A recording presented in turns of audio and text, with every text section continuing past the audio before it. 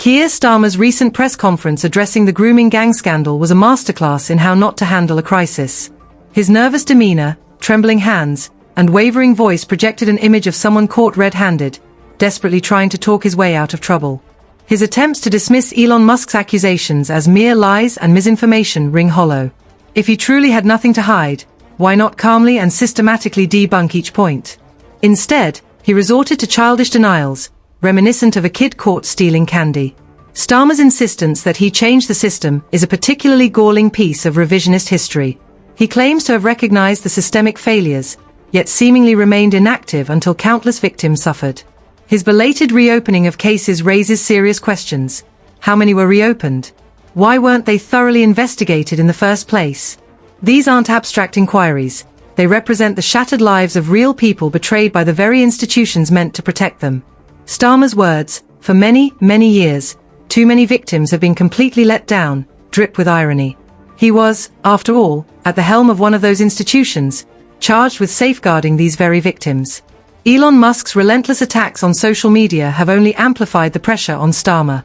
Musk's accusations, labeling Starmer a national embarrassment and demanding his resignation, stem from the government's refusal to launch a national inquiry into the grooming gang scandal, a refusal Musk interprets as a deliberate cover-up. Starmer's response?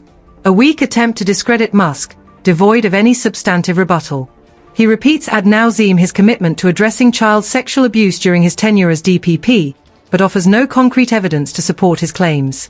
His attempts to portray Musk as a far-right boogeyman are a transparent deflection tactic. While Musk's association with certain far-right elements is undeniable, it doesn't invalidate his criticisms or erase Starmer's own failures. Revisiting Starmer's time as DPP, from 2008 to 2013, reveals a disturbing pattern of inaction. This period coincided with the peak of grooming gang activity, yet Starmer's claims of a transformed prosecution approach are contradicted by the appalling number of victims ignored and the scarcity of successful prosecutions. The Rotherham inquiry, uncovering the horrific abuse of 1,400 children over 16 years, primarily by British Pakistani men, stands as a chilling indictment of the systemic failures under Starmer's watch. The 2009 decision not to prosecute alleged perpetrators in Rochdale, based on the perceived lack of credibility of the victim, is a particularly egregious example of the system's betrayal of vulnerable children. Starmer's boasts about introducing a special prosecutor for child abuse and revised CPS guidance ring hollow in the face of continued victim neglect and the silencing of whistleblowers. The lack of effective policies to protect whistleblowers during Starmer's tenure created a culture of silence, allowing the abuse to continue unchecked. Maggie Oliver's testimony, detailing her experience of being ignored and ostracized by the CPS for speaking out about the Rochdale case, is a damning indictment of Starmer's leadership. Her account, along with those of countless other silenced whistleblowers, reveals a system more concerned with protecting its reputation than safeguarding children. Starmer's attempts to highlight the Rochdale prosecution as a personal triumph are cynical manipulation of the facts.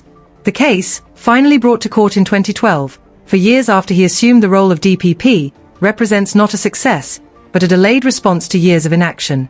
The abuse in Rochdale had been ongoing since at least 2008, the very year Starmer became DPP. His belated intervention, while resulting in a conviction, does not absolve him of responsibility for the years of suffering endured by the victims.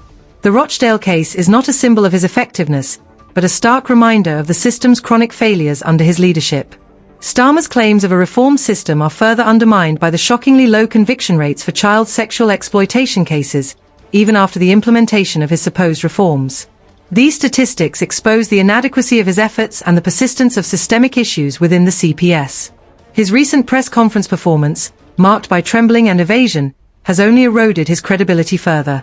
The public is no longer swayed by his empty rhetoric and demands accountability for his failures.